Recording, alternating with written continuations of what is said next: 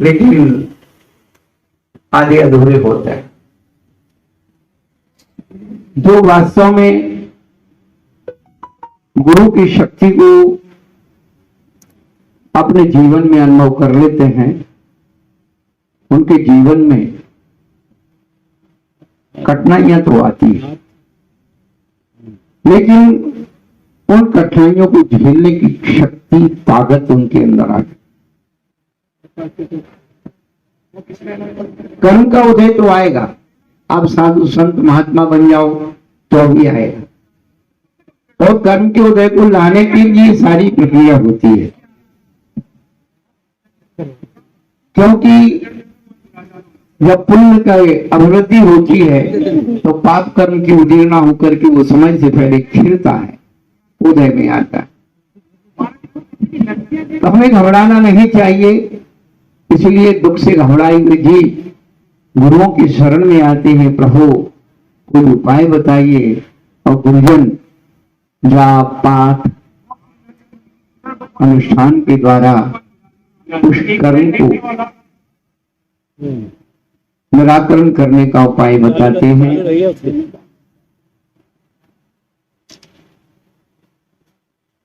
कल गुरु पूर्णिमा थी, गुरु का महत्व था।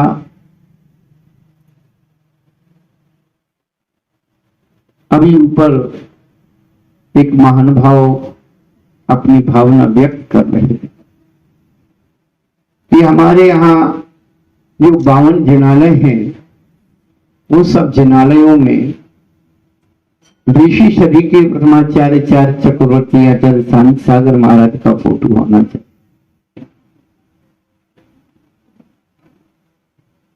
हमारी ये पीढ़ियां नहीं जानती हैं, केवल सुन रखा है, लेकिन कोई व्यक्ति इस धर्म संस्कृति और समाज को जिंदा रखने के लिए कितना त्याग करता है, बलिदान करता है, संघर्ष करता है,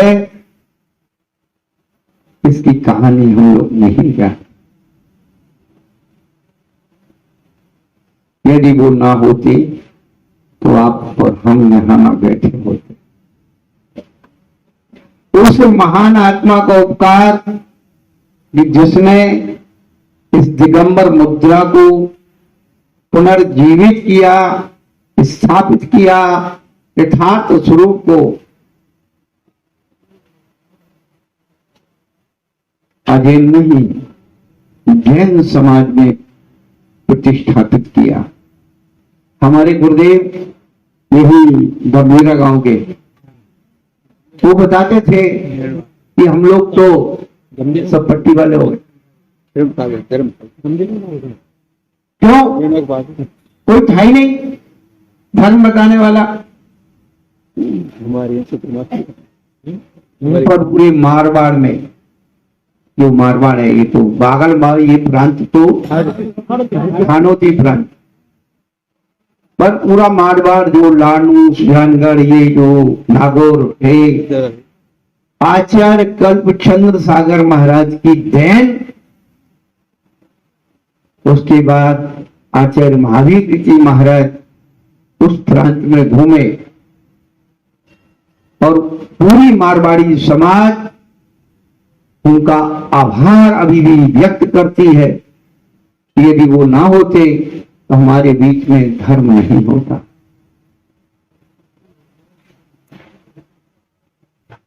उनके मंगल विहार से घरों में चर्या का बोध हुआ, श्रावकाचार जागृत हुआ।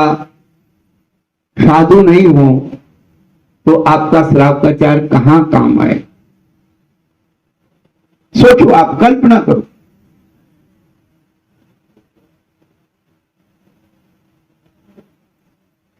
आपके श्रावकाचार को सुरक्षित रखने का, पुनर्जागृत करने का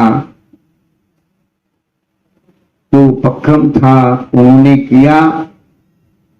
और जैन आगम, जो हमारे मूल ग्रंथ सठखंड आगम ताड़पत्रों में थे, उन्हें ताम्र पत्र में उत्कीर्ण कराया, क्योंकि कोई भी कागज है, अभी तक खास करके हमारे दिगंबर जैन समाज में जितनी ज्यादा दुर्दशा शास्त्रों की हो रही है उतनी किसी की नहीं हो रही। और उसके बाद नंबर आता है महाराजों का।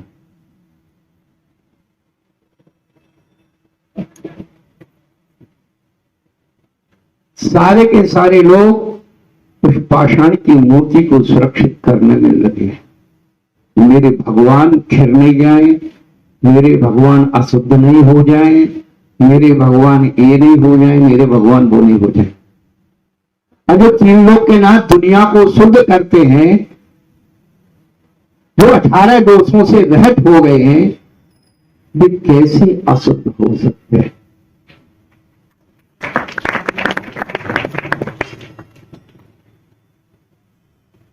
अशुद्ध होने से तो हमारे चारक चक्रवर्ती आचार्य शांत सागर महाराज ने बचाया।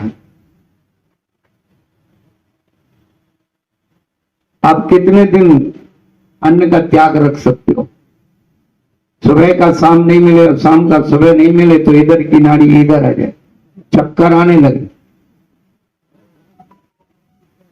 उन्होंने 1108 दिन अन्न का त्याग रखा, केवल आपके मंदिरों की सुरक्षा के लिए।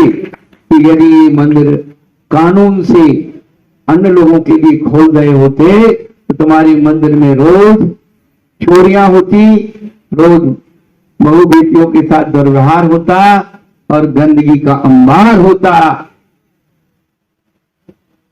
हम उनके उपकार को धीरे धीरे भूलते चले जा रहे हैं, लेकिन एक अवसर, एक मौका अगले वर्ष आने वाला है।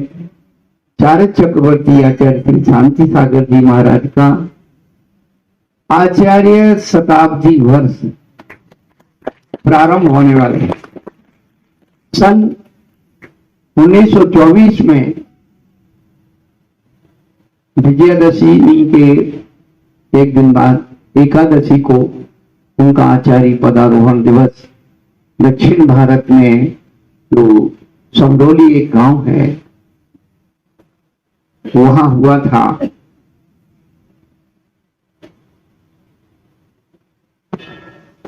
उन्नीस 1924 में तो 23 से उस वर्ग को पर्व को, उस शताब्दी वर्ष को प्रारंभ करने का मानस बना रहे हैं, जिससे उनका व्यक्तित्व हमारी पीढ़ियों पर पहुंचे, प्रेरणा मिले। चारक चक्रवर्ती एक ग्रंथ हिंदी में भी प्रकाशित हुआ, पंडित सूर्यचंद्र दिवाकर ने लिखा था, हर व्यक्ति को, हर महिला को पढ़ना चाहिए। हमारे पूर्वजों का इतिहास हमें पता ही नहीं है, कितना संघर्ष उन्हें अपने धर्म को बचाने के लिए किया। और उसी का एक नई संस्करण तैयार हुआ, धर्म साम्राज्य नायक। हमने लगभग 25 वर्षों से आचार्य शांति सागर महाराज के जीवन चरित्र का अध्ययन किया। इतनी एक कटिंग भी कहीं हमें मिल गई। और हमने इतिहास में दिगंबर साधुओं का जो पुराना था वो तो ठीक था, 19वीं सन से लेकर के 19वीं सन में भी मुनिराज थे। एक मुनिराज थे यमन सेन मुनिराज, जो जयपुर के थे, और खंडेलवाल थे ध्वज। उनका सन 1902 में उनका जीवन परिचय प्रिंट हुआ था। वो जीवन परिचय हमें मिला, हमारे पास सुरक्षित है वो पुस्तक। लाहौर या पंजाब में, उधर पाकिस्तान में है, वहां से एक ज्ञानचंद जैनी थे, उनका प्रेस था, उन्होंने उसे प्रिंट किया था। तब से लेकर के जितने भी बीच में साधु संत महात्मा हुए, उन सबके जीवन परिचय परिसंक्षेप में हो हमारे पास संकलित है। और उसी संकलन को आकार प्रकार दिया सांगली के एक सीएन चौगले, क्योंकि मराठी और कन्नड़ भाषी और इंग्लिश आदि का जानकार है, और उस एरिया में आचार्य थ्री का पूरा हो रहा, तो उसकी प्रमाणित जानकारी संग्रहित करके उसका एक संस्करण मराठी का निकल चुका है और दूसरा कन्नड़ का, हिंदी का और गुजराती, ये सारे के सारे संस्करण निकलने वाले हैं। हम कम से कम अपने पूर्वजों के इतिहास को अपने जीवन में कुछ करें या ना करें, एक बार पढ़ और सुन तो लें। उसको पढ़ने और सुनने से दुख को सहन करने की क्षमता जीवन में अवतरित होती है। प्रसंगानुसारी बात आपसे बता रहे हैं। बात तो ये है कि कल गुरु पूर्णिमा थी, गुरुओं के गुणानुवाद थे, संत की महिमा का वर्णन, संत क्या होते हैं। हम गुरुओं के गुणानुवाद तो कर नहीं पाते, समय नहीं मिलता, लेकिन गुरुओं की निंदा करने के लिए कितना समय मिल जाता है। घंटों निंदा करते हैं। संत सताए तीनों जाए बुद्धि बलियरु वंश। संत सताए तीनों जाए बुद्धि बलियरु वंश। और ऐसे ऐसे कई गए रावण कौरव कंस। संसार में सबसे ज्यादा यदि पाप कर्म का बंध होता है, 70 कोड़ा कोड़ी का बंद होता है, या 7 में नरक जाने की जो प्रकृष्ट आयु का बंद होता है, वो गुरुओं की अनादर करने से होता है, गुरुओं का अपमान करने से होता है, जिसे हम मिथ्यात्व कहते हैं। देश सद्गुरु की अवज्ञा करने से 70 कोड़ा कोड़ी जो दर्शन मोहिनी कर्म का बंध है वो होता है। माता बहनें तत्वा सूत्र पढ़ती हैं, केवली शुद्ध संग धर्म देवा वर्णवादो दर्शन मोह। दर्शन मोह यानी मिथ्यात्व का नौकर में है। ये जीव गुरुओं के निमित्त से प्रकृष्ट पाप कर्मों को बांधता है और गुरुओं के निमित्त से ही प्रकृष्ट पुण्य कर्म को बांधता है। ध्यान रखना। केवली शुद्ध केवली के पादमूली में ही तीर्थंकर कन की प्रकृष्ट पुण्य प्रगति का बंध होता।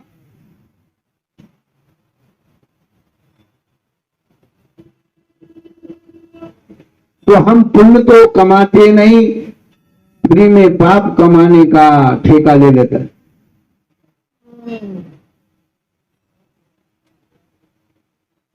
आज वीर शासन जयंती है। कल बताया था कि गुरु पूर्णिमा का मतलब 15 अगस्त और वीर शासन जयंती का मतलब 26 जनवरी। आज के दिन भगवान महावीर स्वामी का शासन प्रारंभ हुआ था और भगवान महावीर स्वामी के शासन की दो ही बातें हैं, एक अनेकांत और दूसरी स्यात बात। शासन आप जानते हैं, आपके व्यावहारिक जीवन को व्यवस्थित करने के लिए शासन और प्रशासन दो धाराएं हुआ करती हैं। ऐसे ही हमारे धार्मिक जीवन को व्यवस्थित करने के लिए ये अनेकांत और स्यातवाद, ये दो धाराएं जो हमारे मानसिक विकारों को दूर करती है, सामाजिक विसंगतियों को दूर करती है, धार्मिक विसंगतियों को दूर करती है।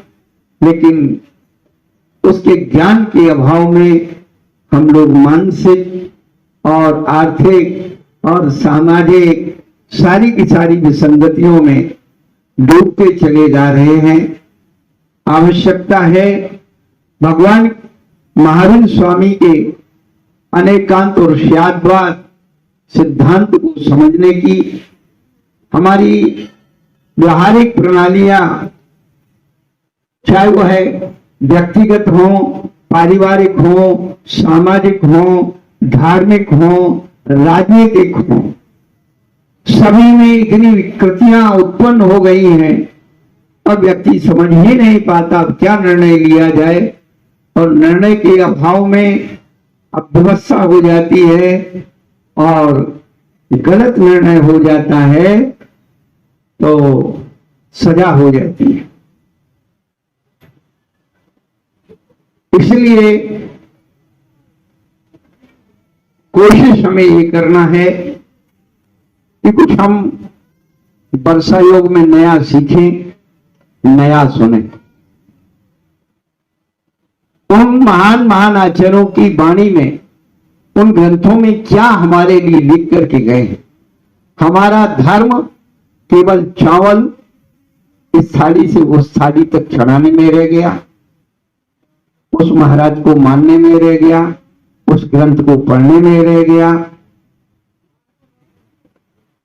यदि हम लोग व्यवस्थित ढंग से एक बार तत्वार सूत्र का भी अध्ययन कर लें, एक ऐसा संपूर्ण ग्रंथ है जिसमें आपकी सामाजिकता भी है, धार्मिकता भी है, राजनीतिकता भी है, सब प्रकार की व्यवस्थाओं का वर्णन उस ग्रंथ में है। तो आज वीर शासन जयंती है। ये मत सोचना कि महावीर का शासन उठ गया, समय का अभाव है। उनके अनेकांत और स्याद्वाद को अपन विषय रूप से प्रवचन के माध्यम से सुनेंगे, क्योंकि आज संतशाला का शिलान्यास है और श्रावकों के दायित्व में बसति का दान लिखा है।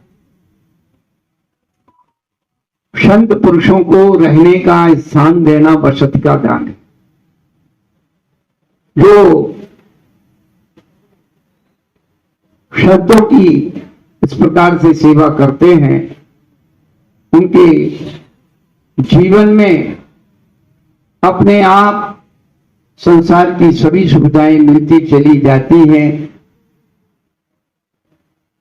आप जहां भी जाते हैं तो दो ही बातों की चिंता होती है, क्या खाएंगे और कहां रहेंगे। क्या खाएंगे और कहां रहेंगे, दो बातों की चिंता।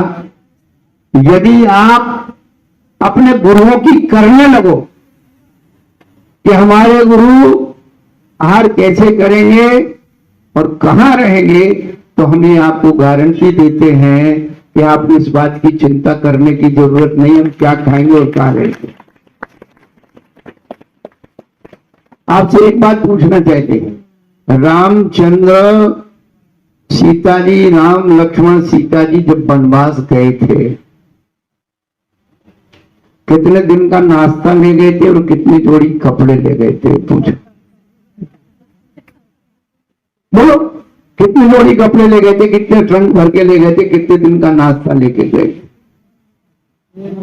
इसलिए स्वाध्याय करना बहुत जरूरी है। पद्म पुराण अपने जीवन में अभी चातुर्मास लगा है, जितनी हमारी माता बहने बैठी है, पद्म पुराण पढ़ लो, शरीर पढ़ लो, धर्म पर एक प्रथमानी का ग्रंथ पढ़ो, आद्योपन। बताइए कि राम लक्ष्मण सीता वनवास गए और एक दो दिन के लिए नहीं गए, चिंता क्यों? देखिए आप, एक जोड़ी कपड़े में सारी जिंदगी रह गई क्या? अरे भाई, इतना पुण्य साथ में लेके गए, जहां जहां जाते थे झगड़े होते थे कि हमारे यहाँ जिमेंगे, हमारे यहाँ जिमेंगे, और इतने वस्त्र आभूषण उन्होंने भेंट में मिलते थे, और रोकने के लिए ऐसे इंतजाम किए जाते थे कि उनको सवेरे जल्दी उठ करके भागना पड़ता।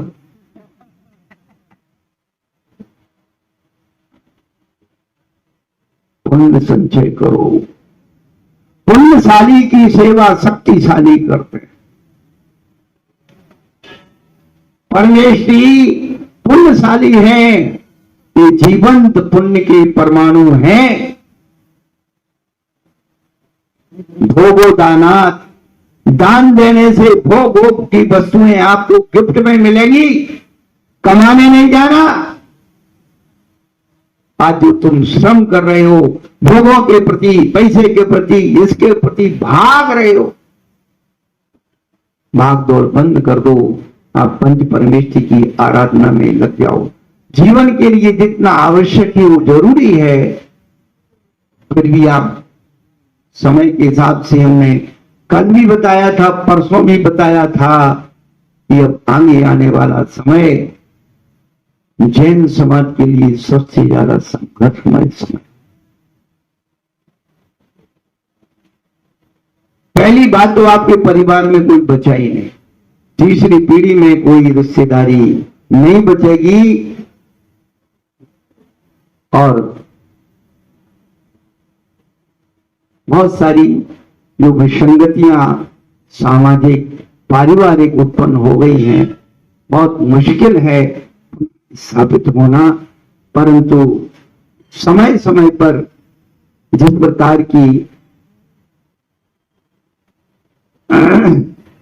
ये चरित्रवर्ती आचार्य शांत सागर महाराज ने इस मुनि मार्ग का प्रवर्तन किया, ये ज्यादा समय तक आगे टिकने वाला नहीं है, क्योंकि सबसे पहले आपकी सामाजिक कमजोरियां, आप सबने अपने संतों को पंथ और संघों में बांट दिया, आपकी श्रद्धा मुनि मुद्रा पर नहीं है, मुनि भक्त की जगह सब मनी भक्त हो गए। हम जैसे वीतरागी संत अब वित्तरागी हो गए, और आप जैसे मुनि भक्त मनी भक्त हो गए। हमारी नजर वित्त पर रहती है, कौन बड़ा आदमी आ रहा है, क्या जरूरत है। संतशाला आप बना रहे, आपका काम है, मंदिर बना रहे, आपका काम है। अभी भाई साहब बोल रहे थे, कोई ये एक एक ये जिनालय, ये तो अब ये बनने लगे क्या, चलने के धंधे से। एक एक व्यक्ति एक एक जिनालय अपने स्वद्रव्य से बनवा करके समाज को, जिनके पास सामर्थ्य नहीं, उनको अर्पण करते थे, भैया करो। खजुराहो के शांतिनाथ मंदिर पर एक लेख लिखा है, जिसने पाना साहब था, कौन था जो पंडित जी साहू, उसने लेख लिखा है, जो इस मंदिर की दर्शन पूजन और सेवा करेगा, उसका दास का भी दास मैं रहूंगा। आज दर्शन पूजन परमेश्वरी के हिसाब से नहीं होते हैं, पंचों के हिसाब से हो। देख लो आप पूरे मंदिरों में जाकर के, एक एक थाली में 5, 10, 5, 7 बादाम बस, और लौंग, और वो पूरे चावल, वो भी केसर के रंगे नहीं, कलर के रंगे। मंदिरों से केसर हट गई, चंदन हट गया, दीपक हट गया, धूप हट गया, और आगे की बातों में करने नहीं। जो आप कर सकते थे, चढ़ा सकते थे, वही आपने हटा दिया। आप अपने भगवान के लिए क्या कर रहे हो। सूखे चावल से वो भी 40 रुपया 45 रुपया मंदिर के चावल, आप अपनी स्वेच्छा से भगवान की पूजा भी नहीं कर सकते। क्या धर्म बचा है आपका। खूब ठंडे दिमाग से सोचना होगा। पहले आप हमने कल भी परसों भी बोला था कि रोटी और बेटी की सुरक्षा कीजिए। यदि रोटी बेटी सुरक्षित है तो आपका धर्म सुरक्षित है। ये मंदिरों को सुरक्षित करने की, दीवालों को सुरक्षित करने की, मूर्ति की सुरक्षित करने की, वो तो समय अपने आप बता देगा। हमारे बुजुर्गों के पास सब कुछ था, परंतु मुस्लिम काल में हमारे बुजुर्गों को मूर्तियां जमीन में लगा करके भागना पड़ा जान बचाने के लिए। आज वो समय नहीं है कि मूर्ति को आप कहीं दबा करके और छोड़ करके चले जाएं, आपको मौका ही नहीं मिलेगा। सैटेलाइट से इतनी सारे कैप सुधा डालना, पूरा कोटा जहां आप बैठे। इसलिए सबसे पहले बच्चों के अंदर धार्मिक संस्कारों का बीजारोपण होना चाहिए।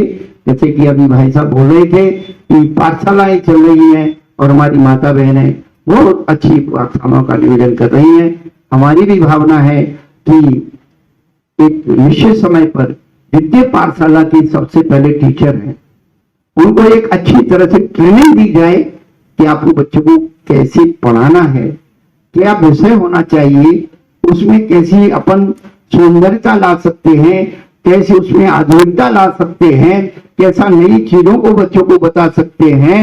ये सारी चीजें संतशाला बनना चाहिए।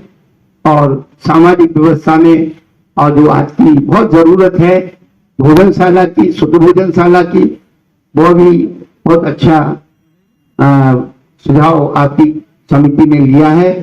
तो ये सब चीजें आपकी धार्मिकता को, पारिवारिकता को, सामाजिकता को, धार्मिकता को सुरक्षित करें, ऐसा हमारा मंगल आशीर्वाद है। और जो भी व्यक्ति ठीक है, ये भी जानते हैं कि सबका सहयोग हो तो बहुत अच्छा हो जाता है। वैसे बनाने वाले एक एक व्यक्ति भी बना देते हैं और बना के गए हैं, लेकिन जो नहीं बना पाता है उसमें अंशदान देकर के भी वह कार्य करता है तो भी वह पुण्य का भागीदार हो जाता है। ये आपका कार्यक्रम शीघ्रता से संपन्न हो और सब अच्छी भावनाओं से जुड़े रहें और कार्य करने वालों को सुनना ही पड़ता है। कार्य करने वालों को आलोचना सुनना पड़ती है, बुराई सुनना पड़ती है, बदनामी होती है, लेकिन जो वास्तव में अच्छे कार्यकर्ता होते हैं, हमें अपनी प्रारंभ से ही हमारा भी ज्यादा दिन पर नहीं हुआ विमल जी को की सोच पहली बार वहां गांव में आई थी, दर्शन किए थे 2 बार 3 बार। यहाँ इतनी अच्छी सोच वाले व्यक्ति समाज को आगे और धर्म को आगे ले जाते। जब व्यक्ति की सोच ही रुंड हो, बीज ही बीमार हो, तो वृक्ष अस्वस्थ कैसे हो। तो व्यक्ति के विचारों में धर्म के उत्थान की बात होना चाहिए, परिवार के उत्थान की बात होना चाहिए, समाज के उत्थान की बात होना चाहिए। गिराने के लिए तो कहीं भी कहीं कोई गिरा देगा कि पहले हमने घर बनाकर फासले पैदा किए, पहले हमने घर बनाकर फासले पैदा किए, फिर उठा दी और दीवारें घरों के घर में आ, फिर उठा दी और दीवारें घरों के घर में आ। पहले ही इतने फासले हो गए। और आखिरी बात कह रहा हूं, आप लोग सब भोग और भोजन के लिए एक हो गए। भोग और भोजन के लिए कोई जाति, कोई धर्म नहीं देख रहे, और भगवान के लिए आप कितने बंधन बनाते चले जा रहे हो कि आपके जीवन के लिए सबसे ज्यादा पतन का कारण होगा। हम तो भाई 4 महीना रहेंगे और कहीं भी ध्यान कर जाएंगे, लेकिन बार बार सोचने के लिए मजबूर होना कि सबसे पहले तो आप अपने परिवार को देख लो। हमारा परिवार नहीं है, बेटी माँ के कहने में नहीं है, बेटा बाप के कहने में नहीं है, पति पत्नी के कहने में नहीं है, पत्नी पति के कहने में नहीं। पहले तो आपका घर ही बिगड़ गया, तो क्या आप आगे बढ़ाएंगे, किसको आगे बढ़ाएंगे। तो पहले स्थिरता लाने के लिए जो धर्म की जो विधियां हैं, जो संस्कार हैं, उनको अपने जीवन में अंगीकार करें और ये अवसर मिला है, आप उसको